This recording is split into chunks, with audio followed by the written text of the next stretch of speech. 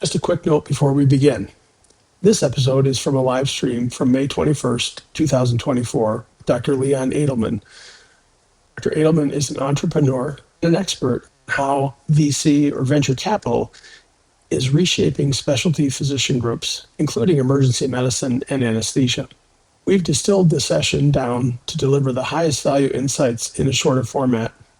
Let's dive in.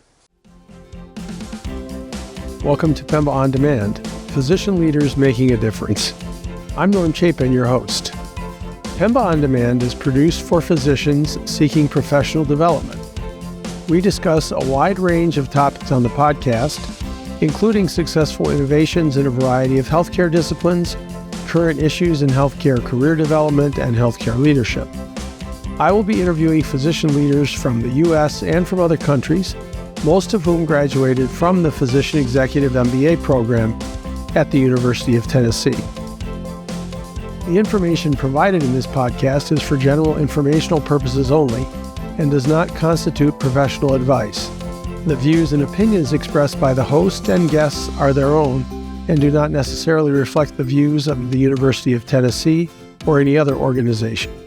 By listening to this podcast, you acknowledge and agree to these terms. Whether you're sipping your morning coffee, commuting to the hospital, or just looking for a dose of inspiration, we've got you covered. We hope you will take full advantage of these practical, insightful, and relevant discussions designed to help physician leaders get new and build upon existing leadership skills and perspectives. PEMBA On Demand will allow you to be an even bigger force for good in healthcare. I'm very pleased to have as our guest on the show today, Dr. Leon Adelman. Leon is a fellow PEMBA alumnus graduating in 2016 from the Physician Executive MBA program at the University of Tennessee. Dr. Adelman is also an emergency medicine physician, the CEO and co-founder of Ivy Clinicians, and he's also established a community of emergency physician and APP emergency medicine providers, really, that he provides content to in the form of a newsletter and has had a podcast in the past. So, Leon, I'm very, very pleased to welcome you to PEMBA On Demand today. Well, Norm, it's an honor to be here, and I love PEMBA, so happy to discuss anything PEMBA related. So maybe you could start out by just telling us a little bit about Ivy Clinicians and what prompted you to start that company and what is the focus of it? Yeah, so Ivy Clinicians is a marketplace simplifying the emergency medicine job search through transparency. The company basically came out of years and years of saying somebody should do this, right? So I finished residency and I looked for my first job, and this was in 2011. I was looking for jobs in the DC area. And I figured, you could just sort of pull up a list through Google or whatever of emergency medicine practices within driving distance of Washington, D.C. And there was nothing there in 2011. And then I moved to Nashville, 5-6 years later, still nothing there. Then I was a medical director and wanted to, it was a challenge to recruit. So I wanted to be on, or I wanted our emergency department and our practice to be on wherever it was. After watching what was happening on the nursing side, so lots of really innovative nursing staffing tech companies growing rapidly during the pandemic. So watching that, I was like, finally, it's time to be the person that creates this. And we jumped in, created the business August of 2021, and we've been growing ever since. Great. So when you started this, did you market this to emergency providers to sign up, or did you look at employers to post jobs on your website, or a combination? Yeah, well, great question. So with any marketplace, there's this chicken and egg problem, right? So we're not selling a product. We're not really selling a service. What we're selling is the connection to the other side of the market, which means that you have to have the other side of the market there for the first side to want to be there. And so we had a few hypotheses. One is the doctors were the harder side of the market and the more valuable side of the market. They're the fish, if you will, and the recruiters are the fisher people. And so we had to figure out a way to get the doctors there. And the thing that we were trying to build for the doctors is this map of emergency medicine. So connecting every emergency department to its emergency medicine employer, which had never been done, but then connecting the employer to the recruiter. So what we knew we couldn't do is connect with there are 5,700 ERs in the country, connect with the in-house recruiters for 5,700 ERs and get them to be there, right? So we had to hack that and spend a kind of ridiculous amount of time getting the identification and then email addresses of every in-house emergency medicine in-house recruiter in the country. And so we kind of hacked that side of the market. And then that started bringing in the physicians who could then apply to jobs in any emergency department. So has your process changed as you've grown over the last 3 years? Are you providing a subscription for the provider side and just using public domain information for the recruiting side, or have you now started to find some companies or recruiting firms that are paying for access to your database? Yeah, good question. So the good news with marketplace is that they build on network effects. So at the beginning, we had to hack all this together, and the best way to describe the process was data janitorial work, where it was not any more glamorous than spending an inordinate amount of time on Google and various strategies of getting one by one information. But then when we got 95% correct for, say, a practice like Vituity, they didn't want to be 95% correct. They want to be 100% correct because we are kind of a front door to their practice, right? And so they want everything to be correct. So then they started feeding us information, and several large groups are already doing that, and really more every week. On the physician side, there's also network effects in that physicians realize that it's the best way to find information about emergency medicine practices, and then share that information. That's how we're growing. We're growing organically there, but they also give us feedback about things like salaries. We have over 1,000 physician entered salaries in our database, and so we get lots and lots of information from our customers on both sides of the market. Okay, so you've been live now for 3 years. What has been the biggest change in your business plan? We all start out, as you've alluded to several times, I think very, very well, that we all start out with an idea, and it's kind of like Mike Tyson said, everybody has a plan until they get punched in the face. And have you been punched in the face with this business? Have there been assumptions or ideas that you had that just never really came to fruition? And maybe you could talk about some of those and how you dealt with that. Oh, yeah. So the biggest one was our whole business model, right? So we kind of trapped ourselves with our business model in that recruiting sites, whether it's a job board or a company like Weatherby or Jackson Coker, the hirer of doctors pays for the hiring of that doctor, right? So the employer would pay the firm or would pay the job board. And so that was always the assumption. We would charge for value creation. Well, we got a few contracts, and then we realized that doesn't make sense with what we're building, because the service that we are providing for the doctors on one side of the market is that we have all of the emergency medicine jobs. So every emergency department, every group, every job is on Ivy. Well, if we start charging for access, so if, say, Team Health is on Ivy, but because they're paying to be on Ivy, but Envision isn't on Ivy because they're not paying to be on Ivy, well, now do we have a platform that's all the emergency medicine jobs without Envision? Well, that doesn't make any sense.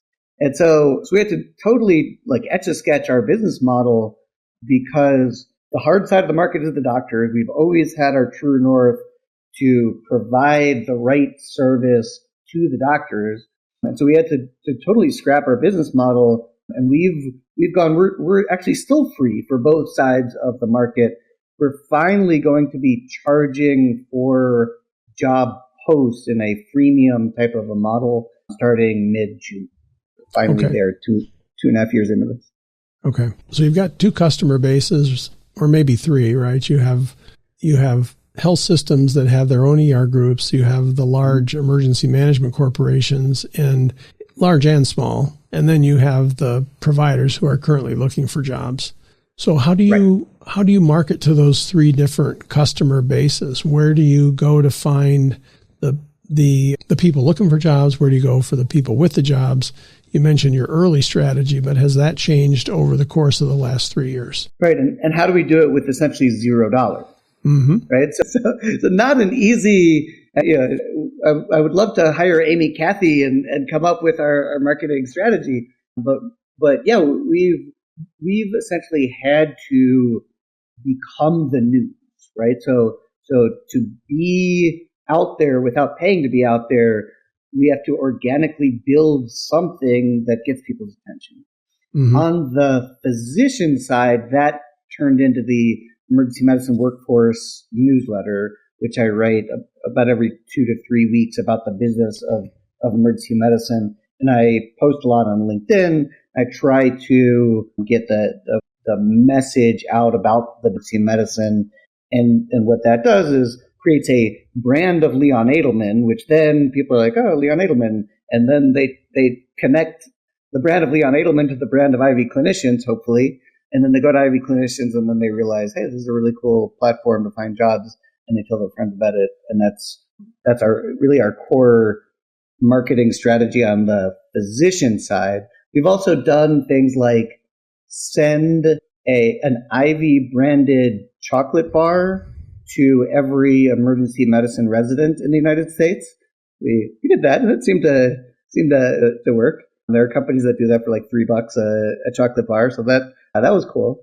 Mm-hmm. But again, that costs real money. Right. On the employer side, it's basically our strategy is using applications as our core marketing tool. Like I was describing before, we kind of hacked that employer side recruiter information.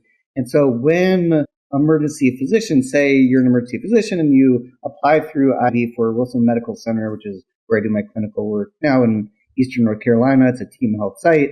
So Team Health's recruiter starts getting applications through this thing, Ivy Clinicians, and they're free, and the people coming through are really good. They're like, hey, what's this Ivy Clinicians thing? This is really helpful.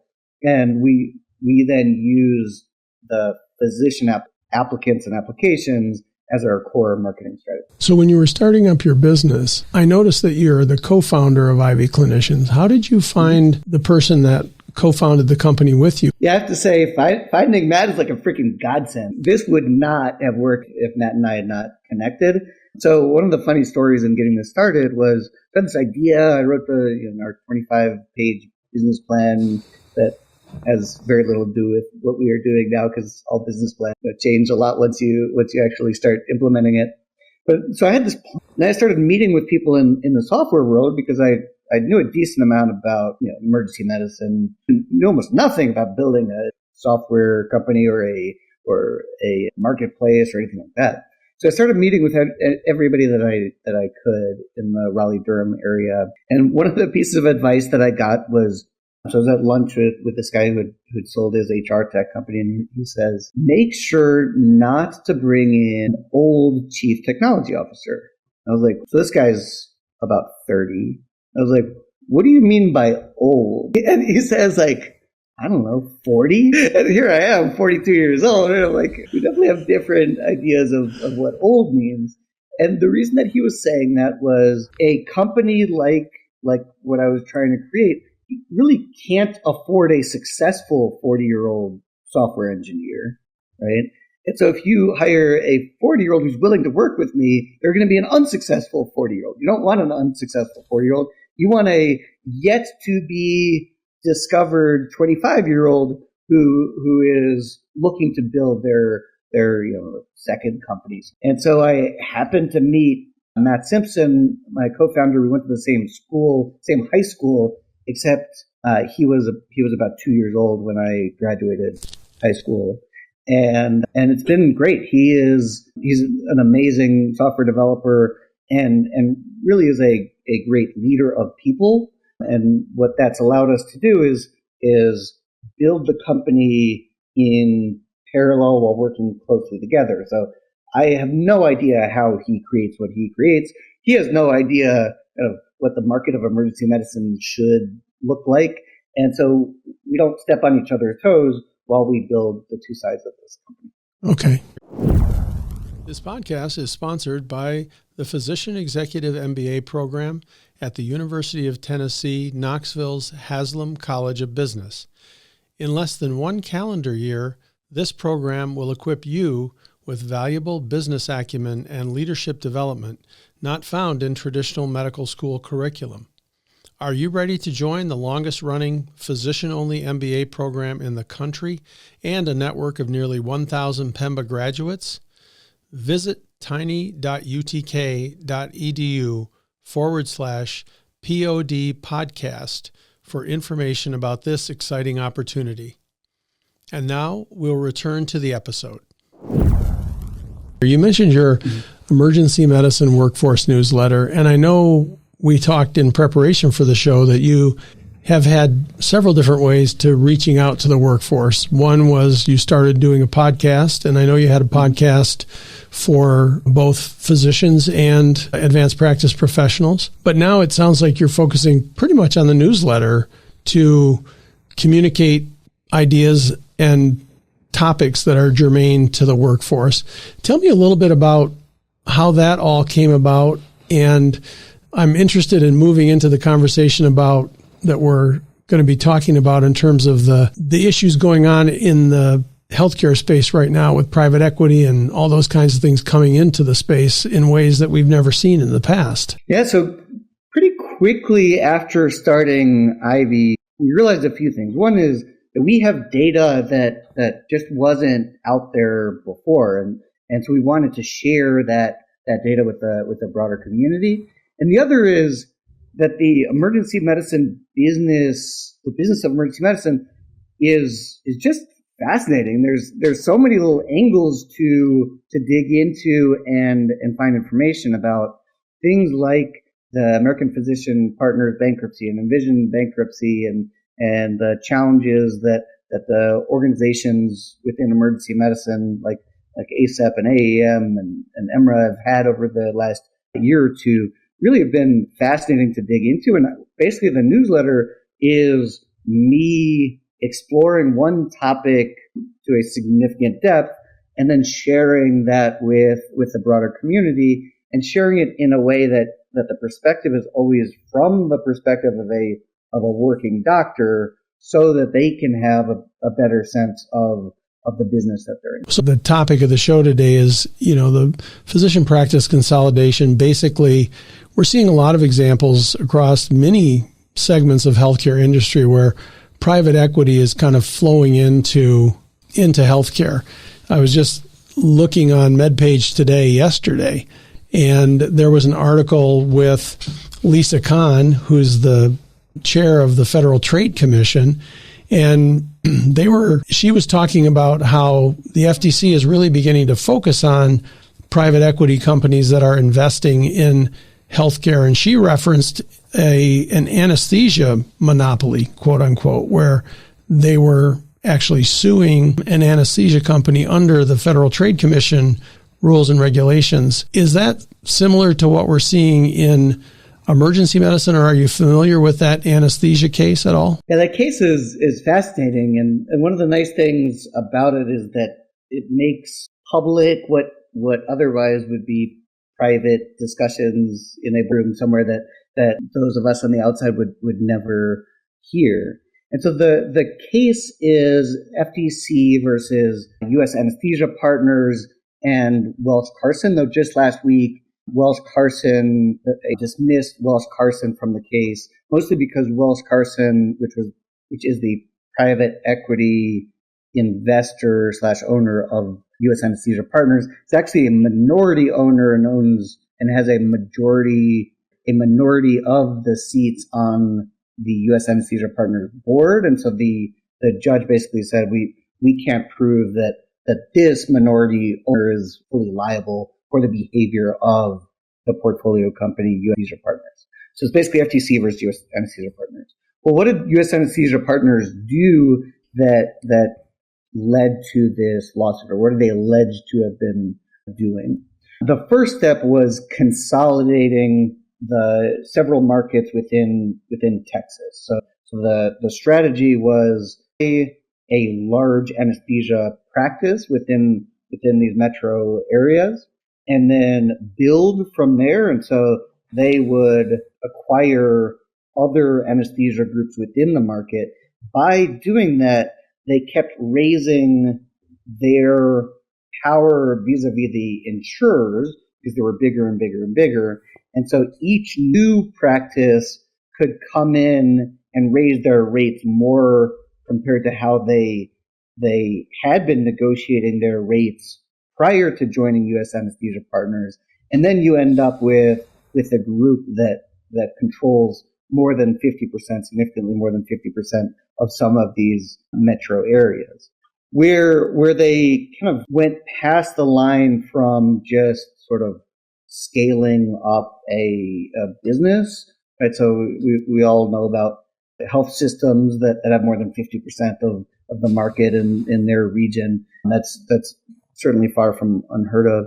What they did that led to the lawsuit was or at least they are alleged to have colluded with other anesthesia groups to not compete against each other and colluded with them on pricing with insurers. They also, within lawsuits like this, there are always some like calls where it's like, I can't believe they said that. There's like an email from an executive that was titled cha-ching about how they were going to wring money out from the insurers. And then the lawsuit talks in a lot of detail what their strategy was to raise rates from insurers. Basically what they would do is they would say, we do not want to go out of network. We're not like Envision used to be, where the strategy was just be out of network and send balance bills directly to patients. We don't want to do that. We want to stay in network. We are going to negotiate for a very high rate. And if you, the insurance company, do not agree to our very high rate, we will go out of network. And the theory was they had a dominant enough market position that patients would be so mad at the insurance company for not being in network with most of the anesthesiologists within that metro area that the patients would essentially force the insurer to go back in network, and then they would have a negotiated rate that was super high. So they, unlike some of the emergency management companies, were using the threat of going out of network as their negotiating ploy. Correct. So you mentioned the word pricing as well. Now, pricing in healthcare is different than pricing in a lot of other industries, right? So talk to me a little bit about that. How high did this U.S. anesthesia company have to raise their charges in order to get the impact on their revenue that they were looking for? So in the lawsuit, there are redactions. And so the numbers like that are redacted from the lawsuit. So I don't know the exact number. Yes, I don't have that. The prices actually paid, like you're saying, have nothing to do with list price. Healthcare is much more like a Middle Eastern bazaar where prices are flying here, there, and everywhere, and you're not really sure what you're going to end up paying for that rug. That's more like healthcare. Right.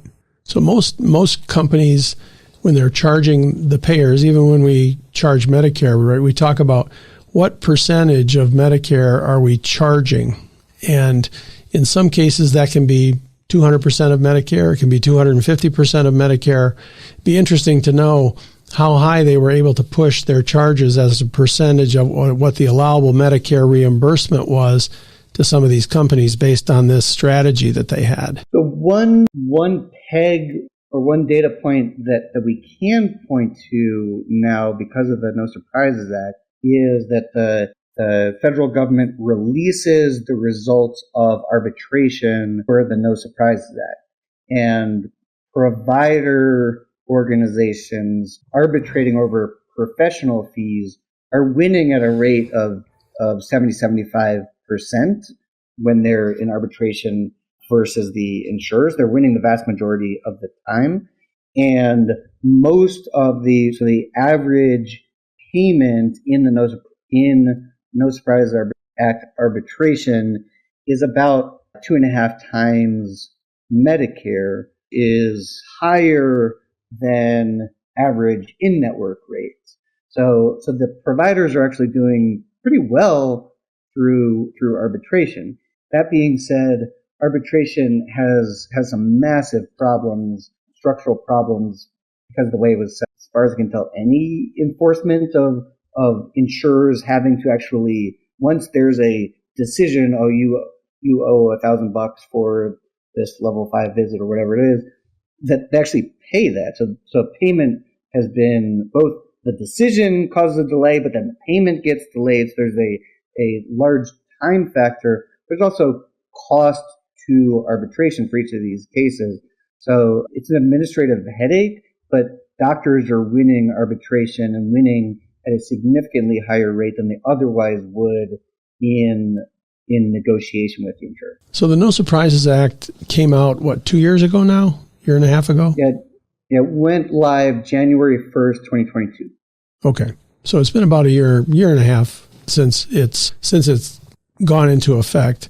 What are the main specialties that were impacted by the No Surprises Act? And does it really prohibit these companies or individual physicians from going out of network? Yeah, so No Surprises Act was designed for non-shoppable services within healthcare. So it's mostly emergency medicine, anesthesia, radiology, some surgical codes that are involved in the No Surprises Act, with emergency medicine being the most commonly arbitrated specialty. Okay.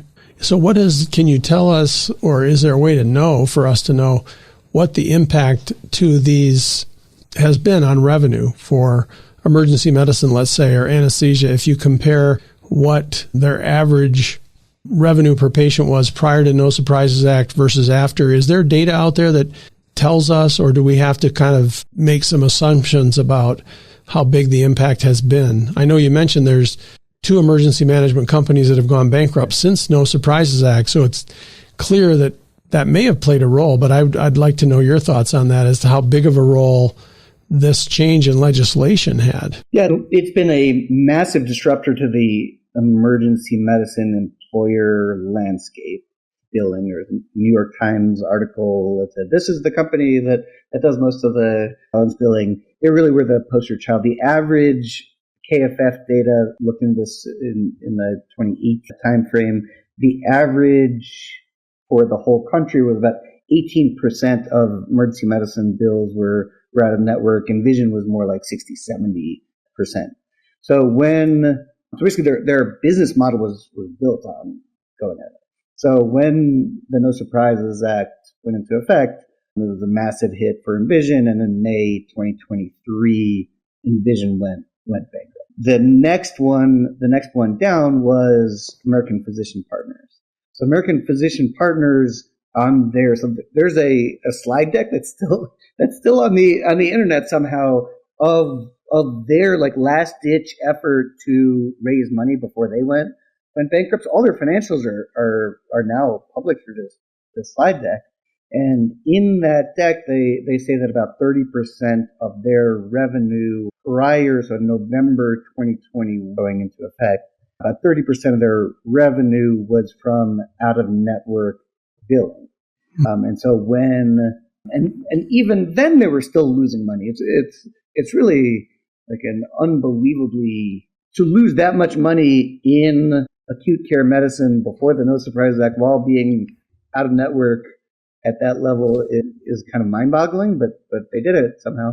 So they were out of network and losing money, and then No Surprises Act happens, and they just ran out of money and never really had, as far as I can tell, never really had a plan for how they were going to make it. Interesting. So at least in those two cases, they were both heavily dependent upon out-of-network billing. in those two companies.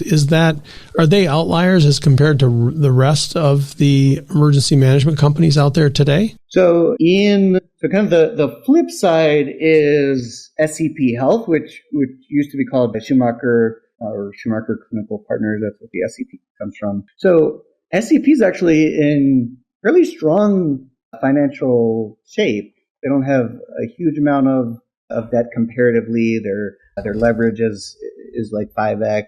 But they were largely out of network as well. What was different with them is, first of all, they adjusted, they decreased a lot of administrative overhead, but also were really aggressive in No Surprises Act arbitration, and they've won 90% of their arbitration cases. So they were really aggressive, really early, and have kept that ship afloat by using arbitration. It is doable to adjust from previously having a out-of-network strategy to a post-No Surprises Act world without going bankrupt. Then there are others who didn't have any debt, and so they were maximally able to adjust because they could adjust salaries, and that's all they had to do. They adjusted the inflow and outflow and kept going. So Vituity is the largest group in emergency medicine that did not take on debt to grow. Okay. And you mentioned that SCP had a 5X. Maybe explain that a little bit to people in the audience who don't understand what a 5X debt ratio is, I think it's called. Yeah, so it's the ratio of debt to earnings. And so if you have a large multiple, it means that your ability to pay off that debt with the earnings that you have is diminished. So like right now, at least as of the last analysis by the ratings agencies, Sound Physician has a 23x leverage, whereas SCP is at 5. And so SCP is much better able to pay off its debt than Sound Physician. So are all of the major companies, Team Health, SCP, Sound, you mentioned those three, Vituity, are they all owned by private equity firms? So the ones that are left that are private equity owned in emergency medicine are Team Health, SCP, and Sound. Emergency Care Partners has a minority investment by a private equity company, but their physicians own the majority of that company. Envision was owned by KKR, but KKR lost all of its equity in the bankruptcy process. So Envision now is owned by the lenders to KKR. So it's just a bunch of banks. U.S. Acute Care Solutions is about 95% owned by physicians, 100% owned by their physicians. So we have a situation where two of the largest emergency medicine management firms go bankrupt.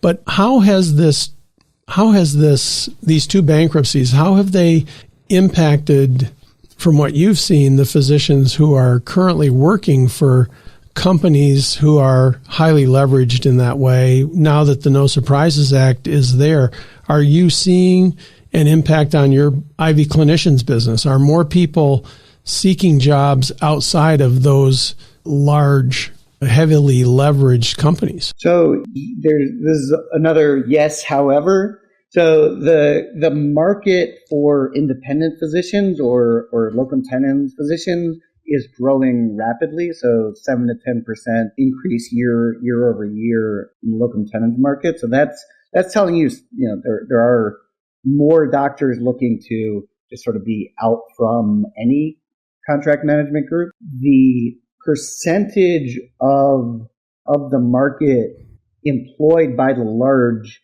staffing firms hasn't gone down. So most of APP contracts went to other big staffing firms like SCP and Team Health. You're right that a few, like now but before CHS, a few of them in-house their staffing, but mostly it was just the other bigs getting bigger. Interesting. I would have thought maybe there was a little bit more of an impact, but I didn't know. That's interesting. Of course. Yeah, it all depends on how you define U.S. acute care solutions, right? So they're physician-owned but largely indebted. They are the fastest, now that APP is bankrupt, U.S. acute care solutions is the fastest growing emergency medicine group, really along with SEP. SEP is growing quite rapidly as well. So into any vacuum, there will be growth, right? It's just I wasn't sure whether even the hospitals that were impacted by APP bankruptcy, I mean, they were only given 2 weeks notice. And I would imagine that some of the leadership in those organizations must have been significantly concerned about signing a contract with another company that could be a deja vu event for them. So yes, you could imagine that these 130 or so hospital CEOs who had to staff their 2.5 weeks after being told that their staffing firm was going to cease operations, went into panic mode. But emergency medicine is a competitive market, and there were plenty of companies willing those contracts. So like U.S. Acute Care Solutions got most of their contracts within that first weekend. They were ready to go. They presumably had some inkling that this was going to happen. And within 2 days, bam, they had 18 new contracts. Those that were less sure of a stable new company coming in, like CHS has mostly rural southern hospitals, they decided it was safer not to outsource and did the insourcing thing. A lot of people are thinking that is basically, it was buying time to make sure that they could staff their ERs and those contracts up for bid again. Interesting. Well, thank you again for joining us on our PEMBA On Demand live stream. I appreciate you being here and taking out time. It sounds like you have a very busy schedule between your writing and running the business and that kind of thing. So I really, really appreciate your time. Yeah, my pleasure. Thanks for listening to PEMBA On Demand today with Dr. Leon Adelman. Today we explored how VC or venture capital influences specialty physician groups, the downstream effects on emergency medicine, and some practical tactics for clinicians who are navigating consolidation and transparency. If this episode has sparked ideas for your team, grab the resources in the show notes and share this episode with a colleague, and subscribe for more MD, MBA level conversation. PEMBA On Demand is released bi-weekly every other Thursday and available on Apple Podcasts, Spotify, Castos, or Overcast. Please subscribe to the podcast on your favorite podcast player by clicking the subscribe button. Add PEMBA On Demand to your podcast library today. I would also appreciate it if you could share the podcast with your friends or colleagues. You can also listen to our podcasts on our YouTube channel, www.youtube.com/@PEMBAON-demand, all one word, no spaces. Please hit the like button and subscribe. Also, if you have any comments or questions regarding this or other episodes, please feel free to add them into the comment section on our YouTube channel. We love hearing from you and are happy to answer any questions you may have. I will add a link to our website and our YouTube channel in the show notes. The website is tiny.utk.edu/PEMBA On Demand, all one word. There's no hyphen in that URL. You will find the links to the episodes there. Please also check the show notes for links that were discussed in the show today. Take good care of yourselves and become an even bigger force for good in healthcare.